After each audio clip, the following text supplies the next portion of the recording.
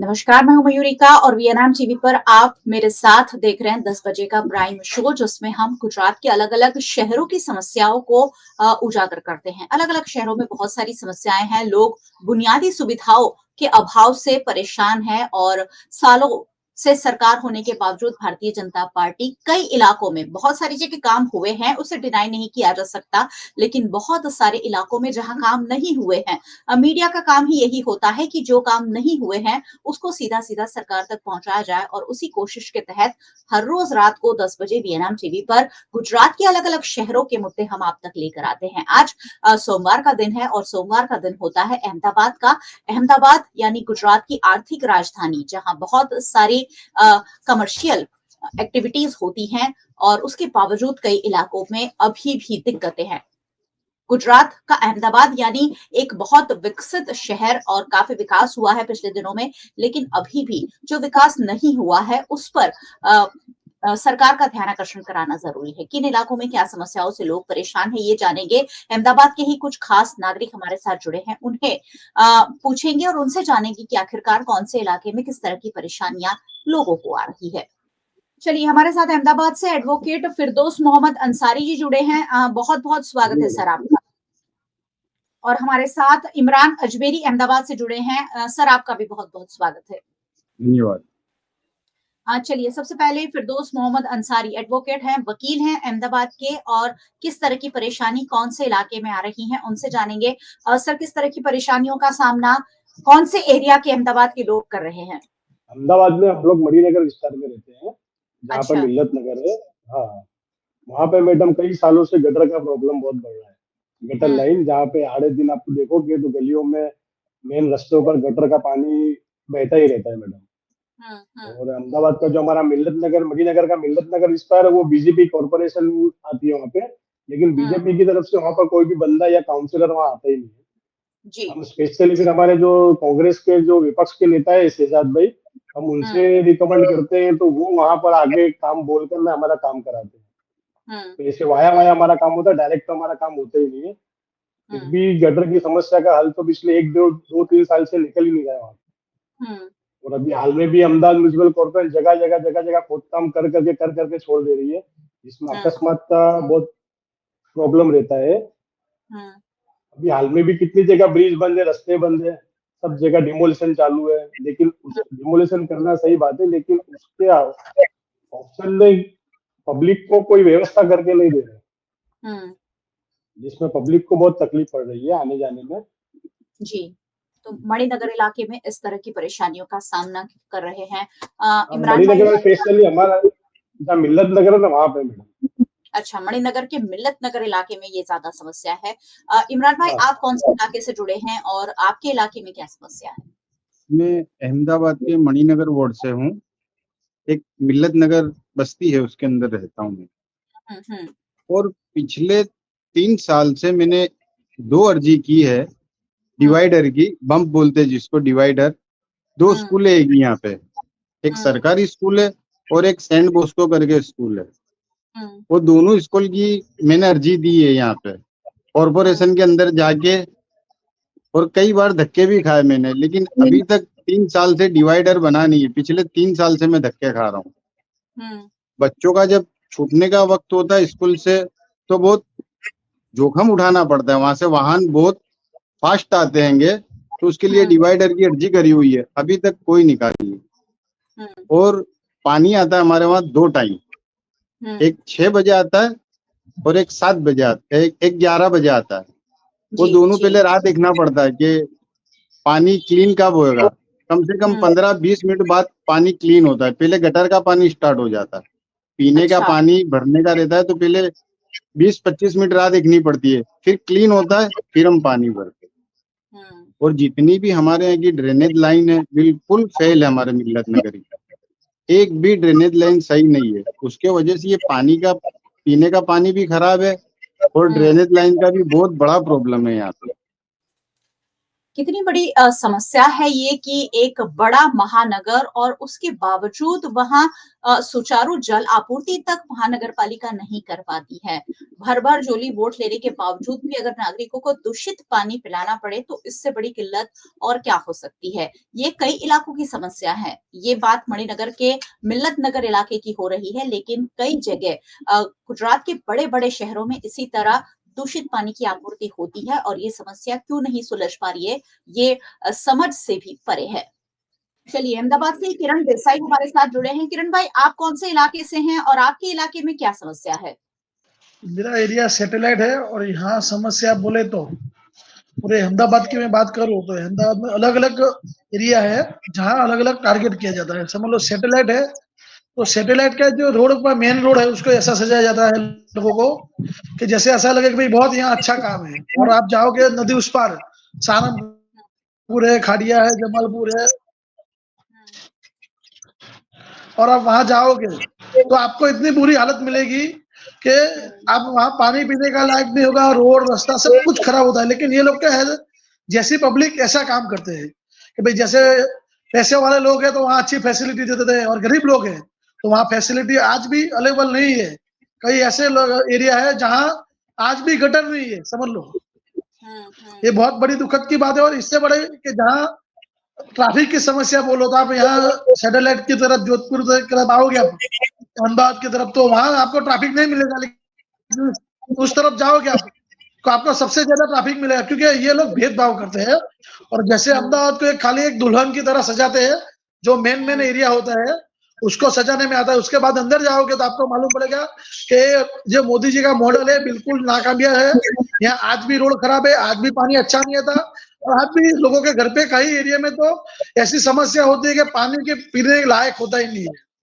अहमदाबाद की बात है और अहमदाबाद को बहुत विकसित शहर के रूप में प्रोजेक्ट किया जा रहा है, लेकिन किरण भाई कह रहे हैं कि दुल्हन की तरह है ये, कि ऊपर से जो इलाके हैं, नए इलाके हैं, बड़े इलाके जो हैं, पॉश इलाके हैं, वो ही खूबसूरत है, बाकी अंदरूनी इलाके में आज भी बहुत सारी समस्याएं हैं।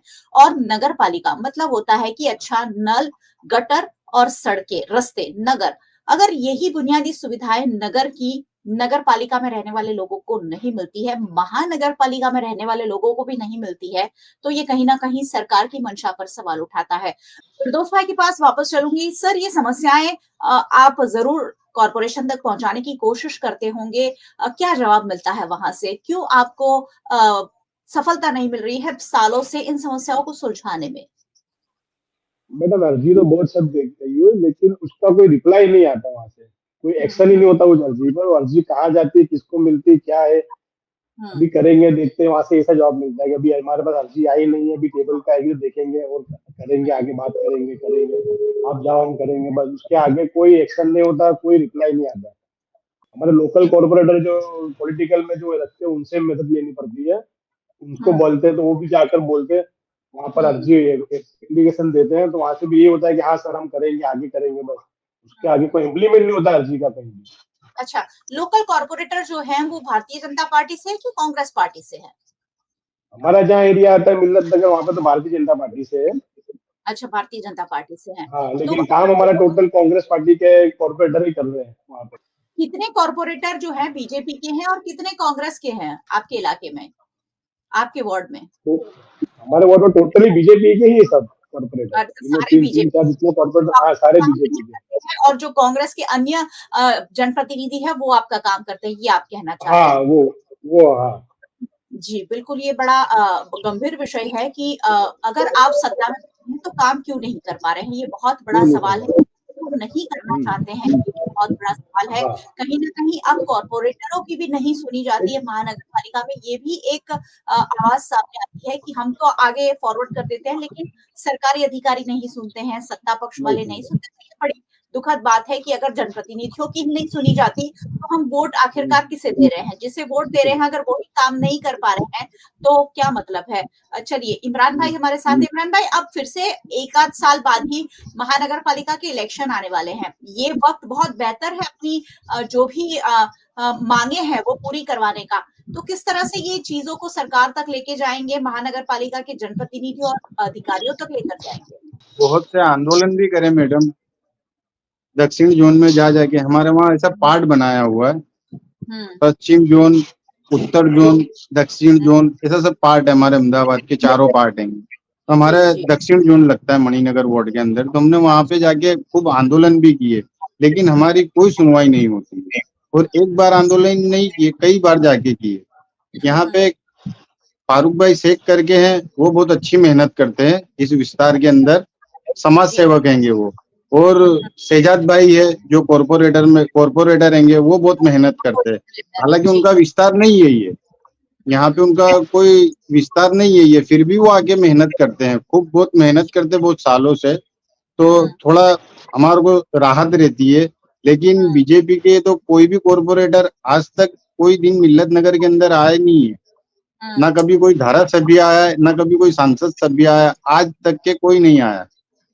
तो सर और जब आप हमारे लोग को यहाँ पे, मैंने आपको बोला कि हमारे को ड्रेनेज की बहुत बड़ी समस्या है और काफी सालों से हम इसकी दिक्कत कर रहे हैं। मैंने आपको पहले भी पानी के बारे में बोला कि हमारे को 20 से 25 मिनट तक का वेट करना पड़ता है। सारा गंदा पानी निकल जाता है, फिर हम क्लीन जी पानी होता है जब हम पानी भरते हैं। जी बिल्कुल। मैडम तो जी, तो इमरान भाई वोट करते हैं तो क्या देखकर करते हैं? कुछ सोचकर वोट करते हैं या पार्टी को देखकर वोट करते हैं? किस किस हिसाब पर आपका इलाके के लोग वोट करते हैं? मैं सिर्फ आपकी बात नहीं पूछ रही हूँ। जब इलेक्शन आता है तो जरूर कुछ ना कुछ डिस्कशन होता होगा, कुछ प्रचार होता होगा।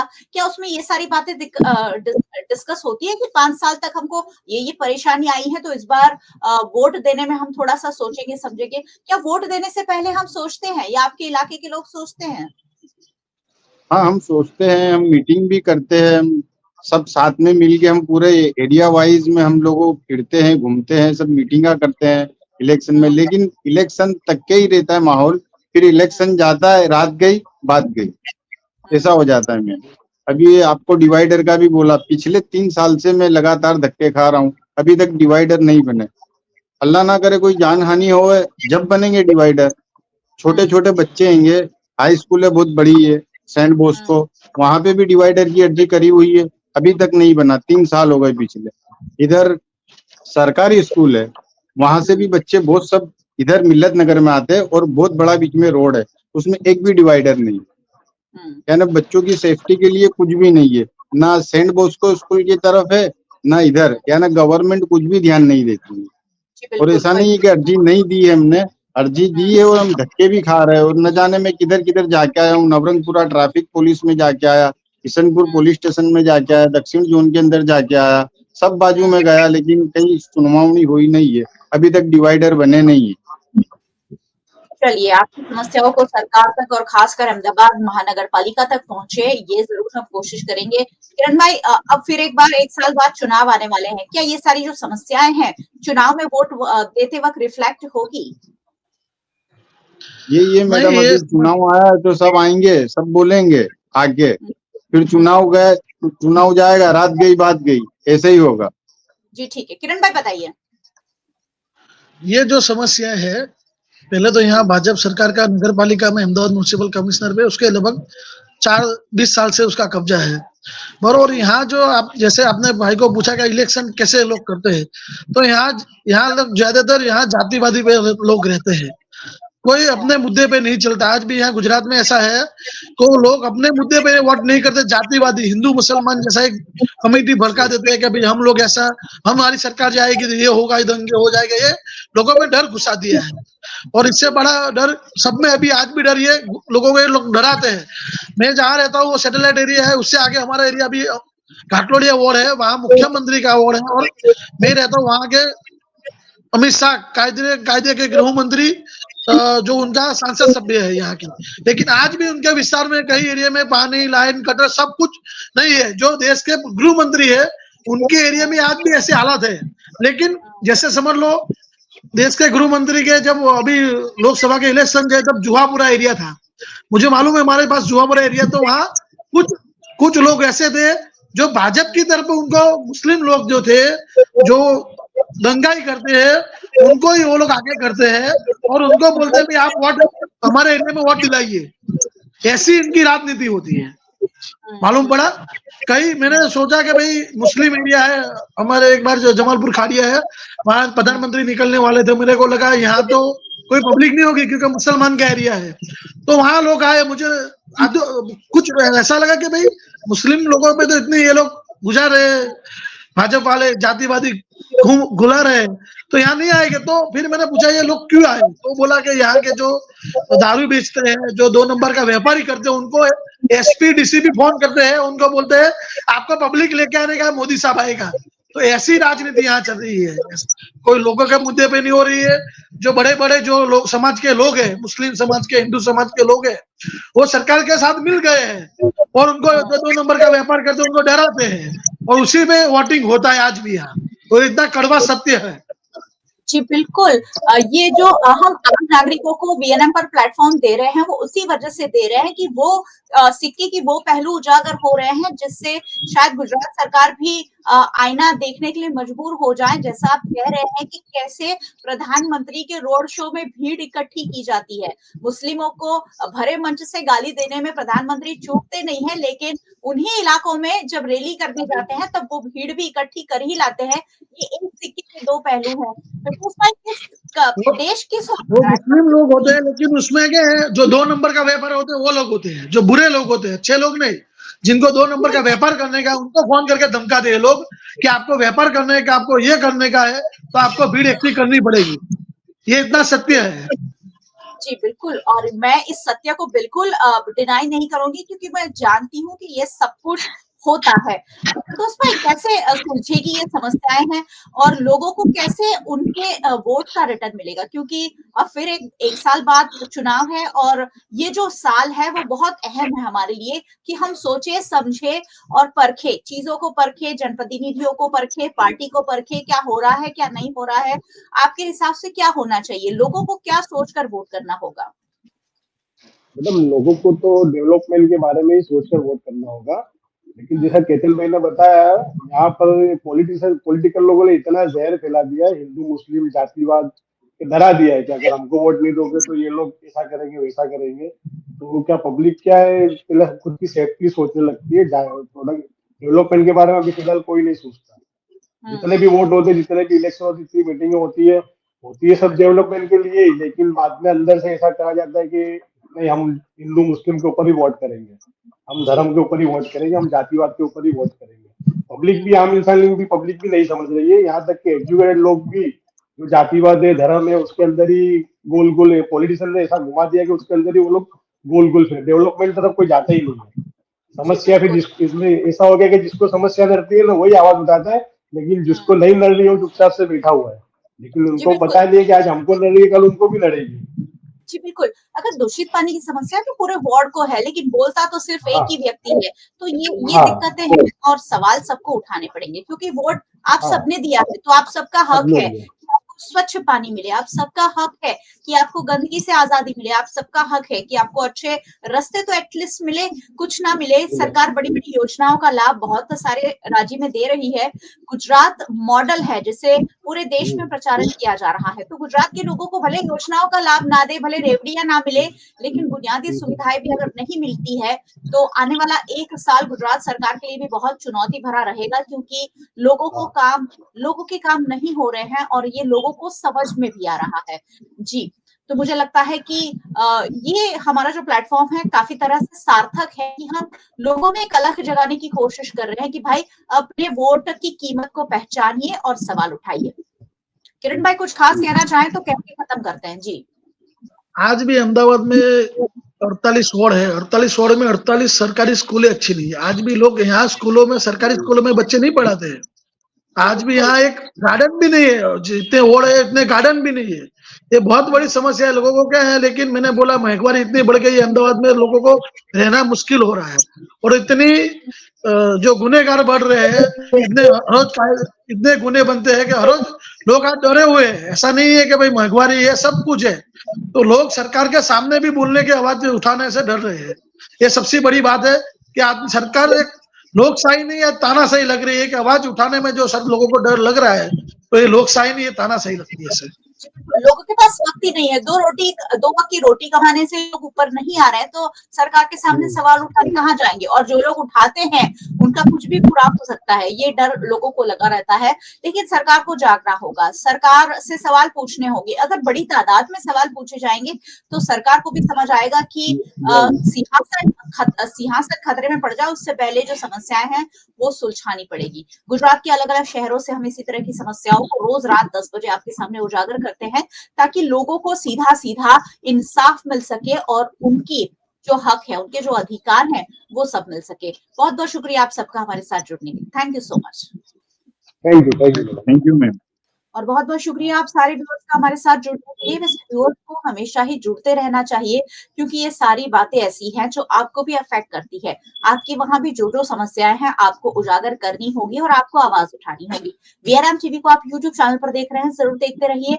और अगर चैनल पर नए आए हैं तो बेल आइकन प्रेस कर जाइएगा और हमारा चैनल सब्सक्राइब कर जरूर जाइएगा। आप हमें फेसबुक पर देख रहे हैं, शेयर कर लीजिए। ये सारी बातें लोगों को अवेयर करने वाली बातें हैं और ये अवेयरनेस गुजरात में फैलानी अब बहुत ज्यादा जरूरी हो गई है। आप हमें ओटीटी प्लेटफॉर्म्स पर देख रहे हैं, डेली हंट, वोडाफोन टीवी, जियो टीवी और जियो टीवी फाइबर 498 नंबर के चैनल पर वीएनएम टीवी को 24 घंटे लगातार देखा जा सकता है। देखते रहिए वीएनएम, जुड़े रहिए वीएनएम के साथ। नमस्कार।